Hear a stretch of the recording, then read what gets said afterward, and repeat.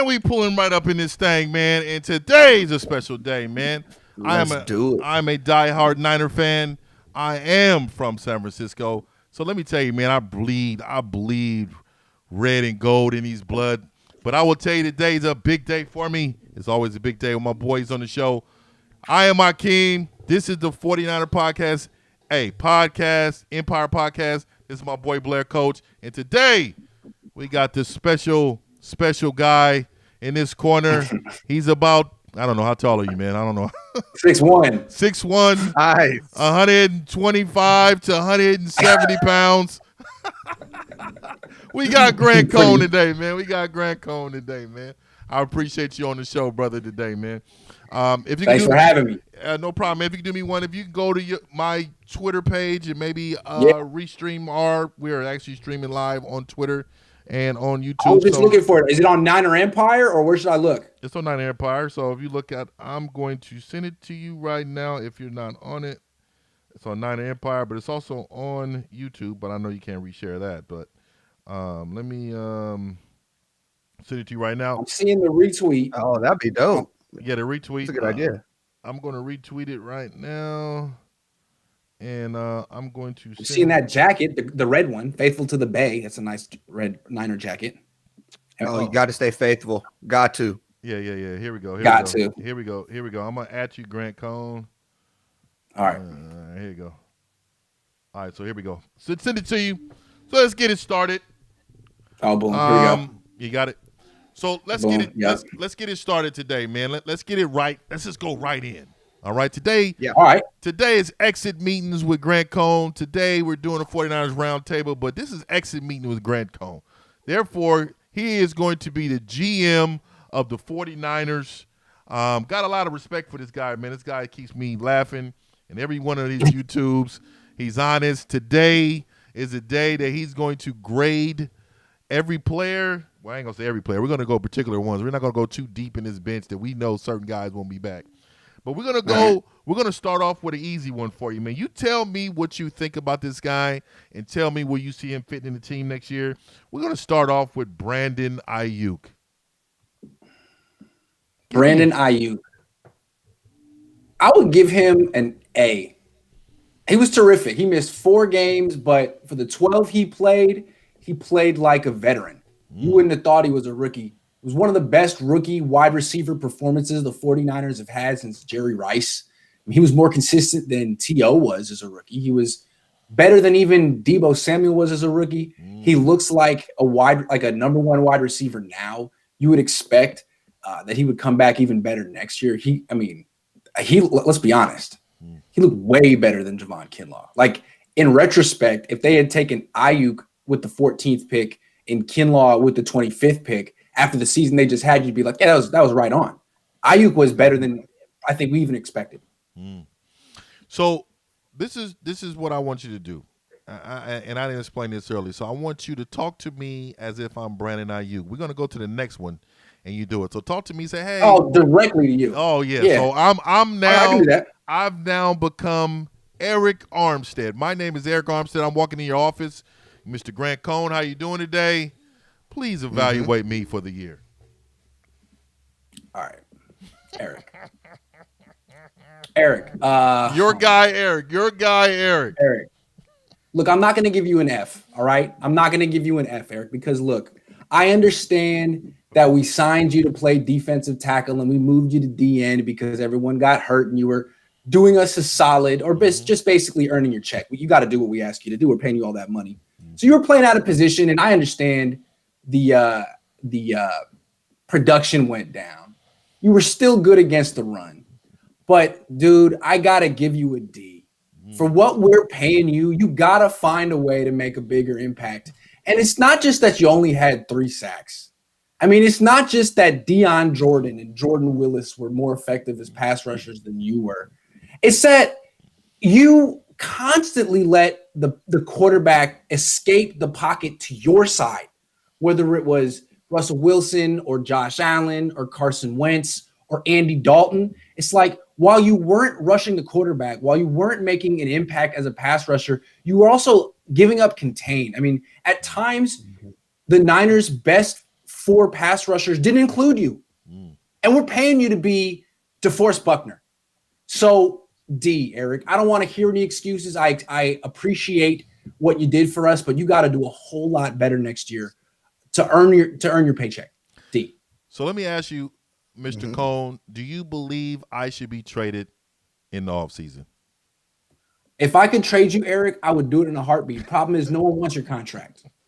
Who wants to pay you $17 million a year to get 3 sacks? Only we're stupid enough to do that, Eric. So we're stuck with you. So I'm asking you nicely, please play better next year and give us more than 3 sacks. Okay. We're paying a lot for those 3 sacks.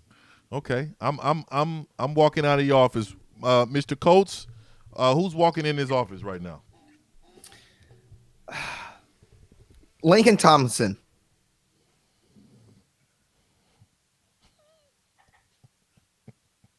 F. Lakin. I don't know how you have convinced your coaches, your teammates, the journalists, the fans that you're pretty good. Like, you keep getting team awards for the best offensive lineman on a terrible offensive line. First of all, you're not the best offensive lineman on this line. The left tackle is. You're the one who got Jimmy Garoppolo hurt week 2. That was you. You got beat by Kjuan Williams real quick. He gave you the business, and then he hurt the franchise quarterback. I mean, you're a pretty strong guy. Like, if you just have to block someone directly in front of you, you do a good job. But if you have to, like, pick up a stunt or a blitz or change course or look one way and look another, you're lost. You are way too expensive for what you give us. And you're part of an offensive line that gave up a league-high 78 quarterback hits and got 2 quarterbacks hurt. I don't really care what you did individually. That whole unit was terrible, and you were part of it. F. Lakin. So I would then ask you, would you upgrade that position next year? If I could, I would upgrade every member of the offensive line. I'd like to bring back Trent Williams. He's going to be really expensive. I figure the Niners will. But everyone else, Lakin, I'd love to replace you with the rookie. Nothing personal. I mean, you would have to agree that would be the move. We don't have a center. We don't have a right guard. We don't have a right tackle. I'm speaking as if I'm on the team. Yeah, absolutely. You're expendable. The problem is we only have so many draft picks. So we might have to bring you back because we have no other options. So in which case, play better. I don't know. I think you're playing as well as you can. I look at Eric Armstead and I'm like, dude, you can definitely play better. I think you, Lakin, no, I mean, this is the best you can do. So thank you. Because Armstead, he looked good at defensive tackle for the few series that he got. Yeah, he's good when he wants to be, and there's other good players around him. But Lakin, no. I mean, he's playing next to Trent Williams, and so we have So Lincoln left. So we have I am CJ Beathard coming in the office. CJ, I have no idea why you're in this office. I don't know how you made it here. It feels ridiculous to even give you a grade. Like, you should have been cut 3 years ago. So I want to give you an A+ for just making it this far. I don't know how you did it, how you stayed on this team so long. I mean, there's no way you're going to be in the NFL, Nick, this year. One day you can tell your grandkids that you played on an NFL team for 4 years, despite being one of the worst players in the league. I mean, at least Trent Taylor was a little bit worse. So good for you. I would give you an F, but you already know that you shouldn't be on this team. So A+ for at least finding a way to stick it out. Amazing. Wow. What do you got, Coach? Walking into your office now is Jerick McKinnon. Oh, Jerick. Look, I respect the fact that you played this year because you took a lot of money to not play. And it wasn't your fault that you didn't play. You got hurt. But they paid you like $20 million to rehab. So you came out there and you limped through the season the best you could. You had nothing left, man. I mean, it would have been fair for you to be like, guys, I'm retiring. I got nothing. This is terrible. I can't watch myself on tape. This is awful. But they wanted you to play. You started games. They needed you to actually play games this season, and you did the best you could. So grading you on, I don't know. I mean, You shouldn't be in the NFL anymore, Jerick. I don't know how you. I mean, I don't know how Kyle Shanahan watched you in training camp and cut Savon Ahmed, who ended up on the Dolphins. I don't understand how Kyle Shanahan traded Matt Breida before the season. Yeah. They were delusional. It's not really your fault that you were put in this situation this year. I mean, I feel for you to a certain extent. The coach should have seen it. We all saw it. So, I mean, good luck, Jared. Yeah. That was it. That was the end of your career. And you can respect that. He would have to. He soldiered it out. I mean, he did it. I mean, Yeah. what are you going to do? He shouldn't have made the team. I thought Hastings was better than him. Me too. No question. Yeah. Austin Walter. I mean, come on. So Yeah. walking into your office right now is Kendrick Bourne. Kendrick Bourne. I could be hard on you, Kendrick. You drop some passes, but I don't want to be hard on you. Actually, a lot of players on this team, I feel like, didn't necessarily quit, but didn't have their best effort, like the right tackle, for example. Like, I don't know, or Eric Armstead. Those two had forgettable seasons with questionable effort. You, Kendrick, you always play extremely hard. You're the guy who caught the Hail Mary at the end of the game that was over. And that was definitely one of the highlights of the season. You're always the guy who will catch the pass when the team is down 14 and fight for the extra first down. You put your body on the line when games are over. I love how you play football. You're not like a starter in the NFL, but you're you're a number 3 receiver in the NFL, and that's a big deal considering you're an undrafted free agent. I'll give you a cool B-. I'll give you a cool B-, man. Good for you, Kendrick. Yeah. So you think we should re-sign him? No. How you give him a B? We don't supposed to re-sign him.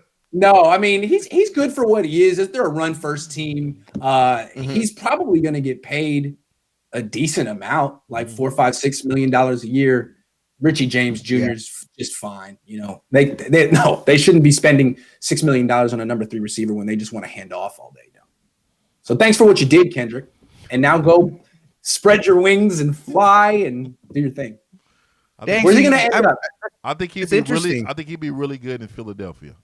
I think they can use him use him a lot. I think the New York Giants, they can use him. And to be honest with you, man, Dante Pettis. The Dallas Cowboys, they can use him as a 4th guy or even a 3rd guy. They get too many injuries, but they wouldn't be too bad with Kendrick Bourne. What do you got, Mr. Coates? This is an interesting one. So I'm walking into your office. I'm limping into your office, and I am DeForest. Oh, D. Grabbing your back and limping in your office. D. First of all, D, all I want to say is, hey, I really respect that you got the 49ers to give you like $32 million to play like 300 snaps. No, I'm not even mad. I'm not even mad, D. I'm real impressed. I really liked you. I interviewed you a few times. You were cool. All I want to say is nice. Way to go. Way to get that bag. I mean, it's Jed York's money. I could care less. I think it's hilarious that they knew you had back issues. They knew you were injury prone, man. Kansas City was like, we're not touching you. And you were like, well, they're probably right. And the Niners were like, oh, come on, we're going to make it work with DeForest. And you were like, all right, guys, well, let me sign that check and let me get that signing bonus. And now when you're like vacationing in Costa Rica, when you're 45, you can just put it on Jed York's tab. It's a great thing. So I really, really respect what you did with your life, DeForest. Way to go. A+. Real quick, I got an interesting one. God, retire. I was wondering about that. I was wondering because it's like, obviously, there's no way that you're not going to be able to trade this guy. I don't know if you can cut him. I think you're going to take a huge cap hit. How do you negotiate a person to retire? We can't buy him out. I mean, if he retires, I'm sure there's some type of financial kickback the Niners get, but I don't think he's going to forget the Niners. You took $35 million of their money. You tried to come back. Retired now, dude. I give you my blessing. Don't worry about them. That's their problem. From the Niners' perspective, I mean, you shouldn't have traded for him in the first place. That's what you get. What do you think was going to happen? Yeah. All right. So walking in your office, Big guy, DeForest Moore. Ooh, Tavarius Moore. B plus.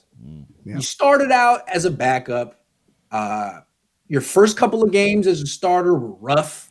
You finished off the season really strong. You played well enough that I think the 49ers could go the first 3 rounds without drafting a safety. I think they could feel pretty good with you and Jimmy Ward as the starters next year.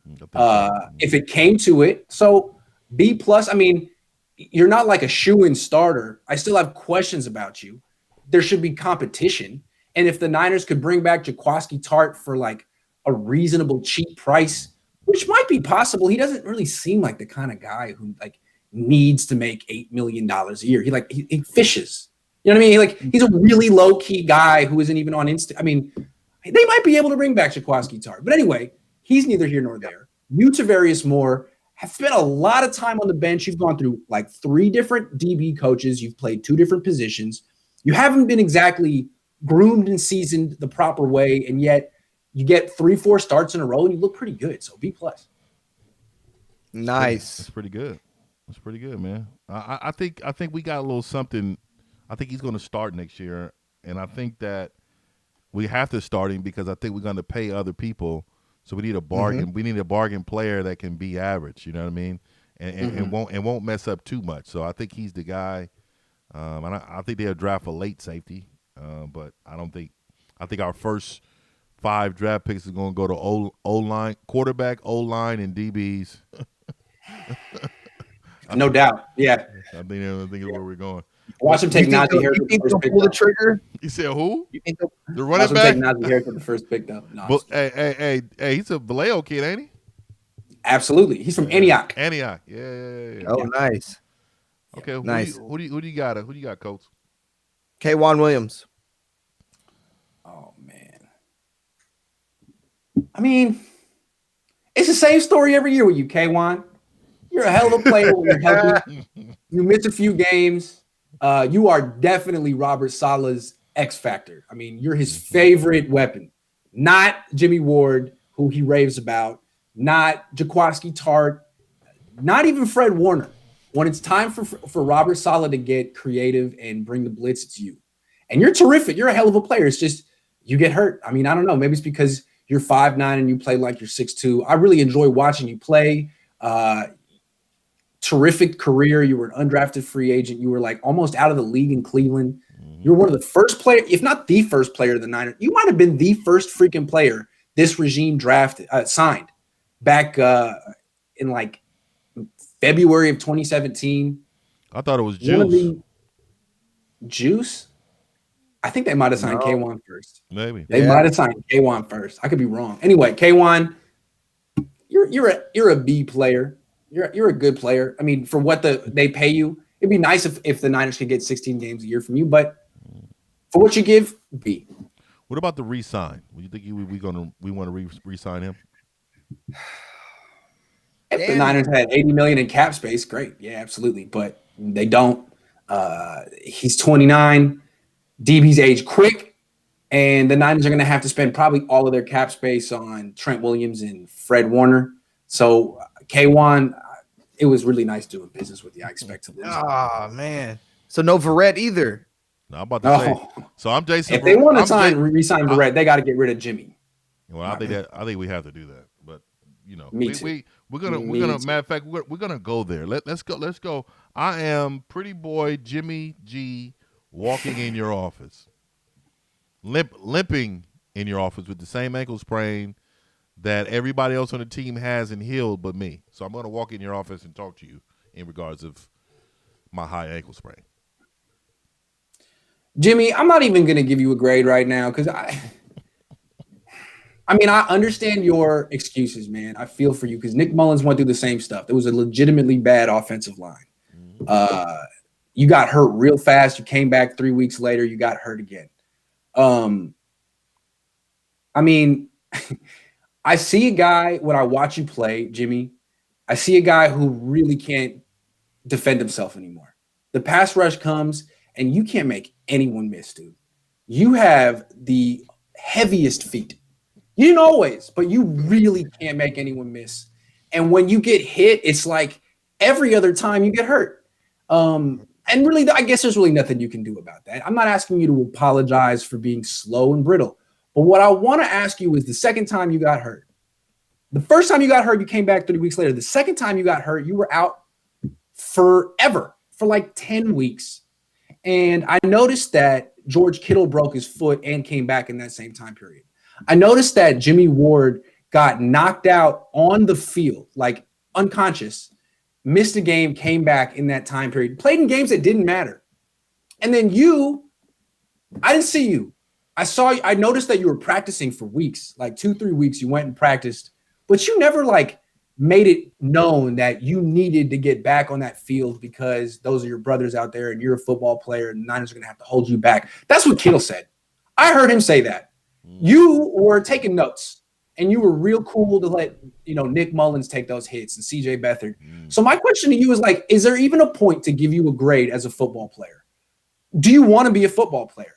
How come you didn't fight to come back and play out this season like George Kittle did? Because you're the franchise quarterback. You make like $2 million a month. How do you not insist on playing week 16 and week 17? Jimmy, do you want to play football, or are you going to, now that you have like 60, 70 million in the bank, are you just going to kind of fade away? Tell me, because I don't know. I'm getting some Andrew Luck vibes from you, man. So, wow. Do you believe, this is the $1 million question, do you believe that we should cut ties with Jimmy Garoppolo, either by trade I would or release cut? him. I would release him. I think last year they could have traded him, maybe for even a first-round pick, certainly for a second. But after this abysmal year he had, he was terrible week 1. He got hurt week 2, and that was basically the whole season.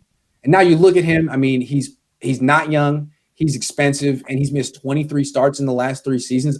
And the cap's going down. I don't think he has trade value anymore. I think you got to cut. I don't even think the Patriots would trade for him. I don't think anyone wants him on that particular salary cap number on that contract. So now I think you release him because where they're at. Say the salary cap next season is $176 million. That's what over the cap estimates. Well, Jimmy's at 26.9 million. That's 15.1% of the cap.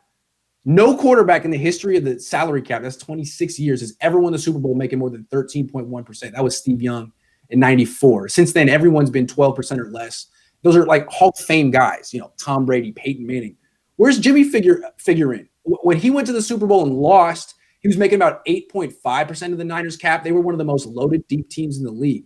If he's making 15%, then, you're taking away from the depth. All of a sudden, it's him and Debo and Kittle and Armstead and a bunch of undrafted day 3 guys. So I don't know. So cut him. What about trying to at least move him for like a 4th or 5th? Like I think Jacksonville would be open for like a 4th or maybe even a 5th. If you think about, they're gonna have to draft a rookie, right? So then if you get Jimmy in there to compete in the just to sell some tickets, you could probably sell some tickets and even start this kid, start Jimmy going into next year, and we can get something out of him. I think just dumping him, it should be our last resort, man. What do you think? Yeah, definitely the last resort. And if the Niners can get any picks for Jimmy, I would take any pick. If they could get a 7th-round pick, I would take a 7th-round pick. I would. I don't think anyone wants him for that. I mean, even Jacksonville, they're going to draft Trevor Lawrence. He's going to start week 1. So you're trading for Jimmy Garoppolo to be a $26 million backup. I don't see it, man. I don't know where he's going to go. He would have to go somewhere that had cap space and couldn't get a quarterback who's better. Or at least if, because I don't know if Robert Saleh's going anywhere right now. It doesn't look too promising right now. I was going to say that. So why do you say that? Because it's hard to read the tea leaves, but you might be right. I don't know, man. I'm just feeling this vibe because if he was really that great at interviewing, coming in with programs, he would already been signed, bro. You talk to no all. One's been signed yet. Yeah, nobody's been The way I signed. look at it is like these teams are kind of like waiting to see who's going to make the first move. And once a team signs a guy, you're going to see like boom, boom, boom, boom, boom, because they don't want to be aced out for position coaches and stuff like that, coordinators. But right now, it's like, I don't know, does Eric Bieniemy who has buzz right now? I'm not arguing Robert against Saleh. you. Could be right. But I just don't know who has buzz. I mean, Urban Meyer seemed like he was trying to create some buzz for himself through the media, but I don't know if that was real. I just think. Do you guys want to go around real quick and predict who goes where, or is that? Yeah, we can do it. Let's do it. Yeah, where do you think? Okay, so the way I see it is Bieniemy to the Chargers because he already is in that division. Although he could go to Philly. Philly's a wild card. Not that they just opened up, but I think anyway. If you fire one Andy Reid disciple, why do you hire the next? Bieniemy to the Chargers. What do you think? I see Bieniemy in Philly. Only because of the offense, and I think with those two quarterbacks, they're going to really be going after somebody heavy that can really scheme up some shit. You know what I mean? Excuse my language, but really put some things together to score some points, man. And I think in that division, all you have to do is score points. You don't even really need to stop nobody. So if you can score some points, I think he can go. I saw Philly as soon as that job opened. I was like, I think he's going to go there. I think Robert Saleh with his defensive mind, I think he's more going to go to someone who needs to stop somebody like Atlanta. I think Atlanta, Robert Saleh looks a little more better even in Detroit because I think Detroit's going to pay him because he's from there and they're going to try to get him to bring the people in. But when you got Aaron Rodgers in that division, and he's done pretty well against Aaron Rodgers. He has, but I just don't think with that roster, the talent, for the next 3 years, and nobody wants to live in Detroit. So I'm just telling you, man. Here's the thing. So the way I look at it is like the Chargers can look at Bieniemy and be like, if we sign Bieniemy, we weaken our rival. That's one way to look at it. You know, you strengthen yourself by weakening your division rival. He knows all the teams you got to play 6 times a year. Mm-hmm. He theoretically helped develop Patrick Mahomes. You have a young quarterback in Justin Herbert. My prediction is that they sign Bieniemy. It's an easy sell to the fan base. Then Atlanta, I think again they're going to look inside their division. There's that Joe Brady guy. He was the offensive coordinator. He's like 32. He was the offensive coordinator in Carolina. Then before that he was the offensive coordinator at LSU, and before that he was a coach at New Orleans. He's an NFC South guy. I wouldn't be surprised if he becomes the head coach of the Falcons because they're still chasing Kyle Shanahan. They got rid of Kyle, the offensive guy, kept Dan Quinn. They're not going to replace one failed Seahawks coach with the next in Saleh. They're going to bring in the next Kyle Shanahan, and that's Joe Brady to me. I wish Quinn would come and be our defensive coordinator. That'd have been. Yeah, he went to Dallas. I could see Bieniemy going to Detroit though. I mean, Detroit needs. They need firepower. They need, they have to totally change what they have right now. It was a defensive front. I just don't think that's winning in the NFL. And so I could see them going with someone that has the experience with a high powered quarterback, high powered offense. So let me put this out there. I just don't think Robert Saleh is doing well right now in the coaching game. And for him to be the hottest guy out, they wouldn't wait if they were blown away.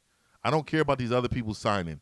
If you came into the office and you blew me away with this interview, I got to get a hold of you. Especially, he's like the number one coach out there right now. That's what I feel. Him and Bieniemy is pretty much the neck and neck guys who's out there right now. And Urban Meyer, I don't trust. So I don't trust certain college coaches in the NFL. He's one of them. I feel like if Saleh goes somewhere, it's going to be Detroit or Jacksonville. Maybe Philly's a wild card. I don't know what because Philly's going. How many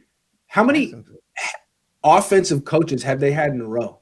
I mean, Andy Reid, Chip Kelly, Doug Peterson. Maybe they feel like they need to switch it up and get a defensive coach. I don't know. I think you got young quarterbacks. You need guys that come in there and teach them something, develop them. Man, they got to develop. They got to. See, that's the problem with Robert Saleh.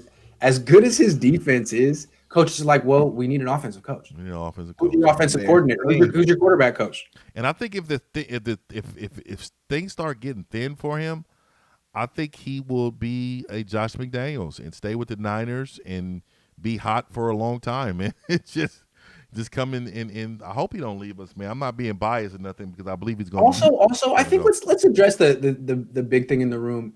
He's a minority. And I think a lot of these owners aren't that. I mean, have the Giants ever had a minority head coach? Ever? No. No. So, I mean, a lot of these owners are like even more conservative than you realize. I can see that. A lot of them, not all of them. I think that's a huge elephant in the room, and Yeah. I don't know how you can cover that up. You know what I mean? And it A look lot of good these for my white boy guys Mike. with no resumes become head coaches. Like, 33-year-old guy who's, okay, It's the club. Who's this guy? yeah, all right. And like Robert Saleh's like top 5 defense every year. It's like we're gonna need to see a little bit more. Sorry. Just like Bellamy, he gets no credit in Kansas City. Like he gets zero credit. You can't tell me that this coach has been there and has not developed Mahomes or even been a part of the scheming things up offensively. You cannot tell me he has not done any of that. I've coached for 16 what hurts years. Bieniemy stock? Oh, sorry to cut you off. No, you're good. Go ahead. What hurts him? What hurts Bieniemy stock is Peterson and Nagy. Period. They suck. And so people are like, well, why is the next Andy Reid disciple going to be good? But, I mean, a lot of the Bill Belichick disciples were terrible until Brian Flores, who's the real deal. So I don't know. Yeah, you know why. It's that defense. But so let's go ahead and close this up, man. Let's go ahead and ask the big names. Let's go to the big names so we can get up out of here. Let's go Fred Warner. Oh, Fred, A+. And not just for your play on the field. I mean, I saw you in training camp. It was clear that you were going to have like a George Kittle great season. You have totally transformed your body since college. You are an extremely hard worker and you lead by example. You always have led by example, and we appreciate that about you. But what made you so special this year is that you took on a vocal leadership role that they needed you to do because the team traded DeForest Buckner for some crazy reason. Joe Staley was gone. Emmanuel Sanders was gone.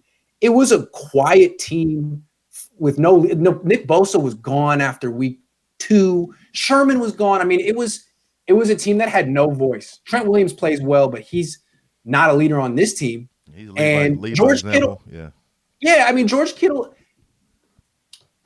is a great player and leads by example, but he doesn't have that Joe Staley personality, that mature, stoic leader. And you were that guy this year. You're 24 and you put the defense on you, put the whole team on your back in a way that, I mean, I don't think even Patrick Willis ever took on a leadership role. They always had Justin Smith on that defense to be the grizzled vet. You became the grizzled vet at 24. It was remarkable. I don't know that the stats really give you justice for how crucial you were this year. It was, I don't know, as impressive as anything or more impressive than anything George Kittle's ever done. I think you kind of leapfrogged yourself into like the best player on the team. Better than Kittle, better than Trent Williams, better than Nick Bosa. I mean, what you've accomplished, you've never missed a game. You're everything. You are the only thing that someone will be like, well, he's just a middle linebacker. Yeah, but you find a way to intercept passes, break up passes. You're like a free safety underneath. You're so good. And your ability to get the defense lined up is like an extra added bonus that no other linebacker I know of gives a defense. A++. Hell of a player. I love it, man. Yeah. I love it. Who you got? Jordan Reed. Jordan, you were terrible. You should have just stayed retired. They should have left you retired, man. I mean, you had a couple nice plays, but every other time you ran the wrong route, you didn't even pretend to block. And you should. I don't know what. Did you need money? You could have called me up. I could have loaned you some money. You didn't need to put yourself through that. That was a waste of your time. So we go a couple more, man. I'm gonna go Raheem Mostert. Ooh. Oh man. Raheem, I'm gonna give you a straight up pass for this season. I know it's not fair. You got a high ankle sprain just like Jimmy Garoppolo, but you kept coming back and trying to play through it. You kept coming back. It was injured the whole time. It affected you. You still averaged 5 yards a carry. when you're healthy, you're a hell of a running back. Next year, you need to play 16 games or darn near it. You need to finally fulfill the promise that you've shown. But the fact that you got hurt and kept re-injuring yourself and kept coming back, I have respect for that. So I would give you, I don't know, a B. Nice. The average 5 yards here, you got hurt, you kept coming back. I don't know. I respect it. Yeah, I thought he had a solid year. My last one, Kello Witherspoon. That's such a tough one. That is such a tough one. It seems to me, Akello, that they wrote you off this offseason. They gave you a bunch of second chances last year, and you did nothing with them. They wrote you off this offseason and gave the job to Sherman, Mosley, Verrett, and they lost a game against the Dolphins because they didn't want to put you on the field. They would rather put Brian Allen on the field than you and lost because of it. And then like midway through the second quarter, you went up to the coaches and you were like, hey, like if you want to not lose this game, I'm willing to play. So I appreciate that you spoke up once the team was down like 21-0. But, I really did notice that in that final game, you pretty much ate DK Metcalf's lunch. Mm-hmm. I mean, you pretty much shut him down. And then on the final play of the game, you gave up a touchdown catch, which is just so you. So I don't know what to say about you. I mean, I can't trust you. You can't be relied upon. You give up touchdowns in the fourth quarter like it's your business. But you really did shut down DK Metcalf. You're still pretty young. You might be worth a couple $1 million on a 1-year deal. There's something there. I wouldn't give up on you, man. So I would give you like a C+. A C+. Nice. Take it. Hey, man, I'm going heavy hitting, man. I'm going to go with the juice. Juice. I'm the biggest Juice fan on the team. Juice, I go on YouTube every week and implore your head coach to give you more touches. You got 36 touches all season. Not even like 2 a game, and you still scored 6 touchdowns. I wish I could do better for you. I wish I could get you 3-4 touches a game. I don't know why the Niners pay you $5-6 million a year to not give you the ball. What I see you is you go in motion. You start over here, and then you go over here. And then the next play, you start over here, and then you go over here. That's my impression of you. I don't know why they paid you so much money. I guess it's a good gig, but A+, you're the best shifter and motioner in the league. And when you do get the ball, you make things happen too. So Yeah. I got two back to back, and we're gonna get up out of here. All right. I got 2 people walking in the room with you. You tell me what you think.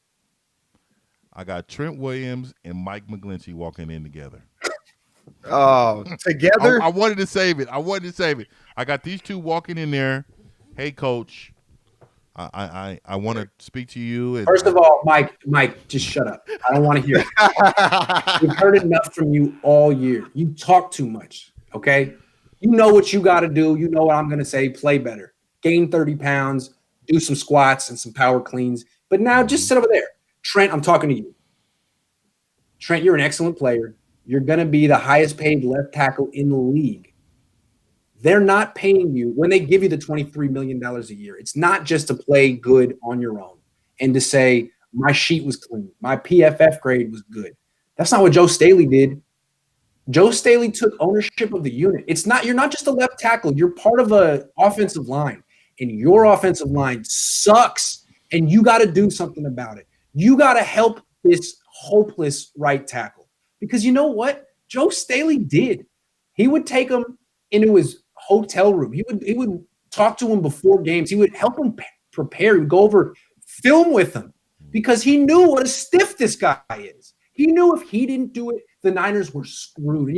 This season, while you were concerned with yourself, which is fair, Joe Staley was still trying to do it from wherever he lives in San Diego as a retired guy. So you need to pick up the slack and tell Joe, I can take it from here, and I'm going to take the offensive lineman under my wings and improve the whole unit because I don't understand what we're paying you all this money for if the rest of the line stinks. What's the point? What's the point? Man, I Grant, solid. let me say this, man. You've been great. You've been great. I really, really do appreciate it. Grant Cohn is the Niners, the culture of the Niners, man. And I look to you all the time, man, for some laughs and some honesty, and just to flat out you some of your titles. I'm like, this guy he is really trying to buzz us with some of this stuff, but it makes sense. Oh, no question. And I appreciate it, man. And I appreciate the just you all year long, your Twitter during the games. Man, I got to give you credit, man. I mean, I got to show you some love in that, man. I really appreciate you coming on. You're down to earth guy. I always man. love coming on with you guys. This show is great. Thank you, King. Thank you. And I appreciate you, man. But and now you town business, man. I didn't know. That's right. I didn't know town business, man. I really appreciate it, man. I'm going to San Francisco, man. Anytime. Hey, man. I appreciate it. We're gonna get up out of here, everybody. We're out. Peace.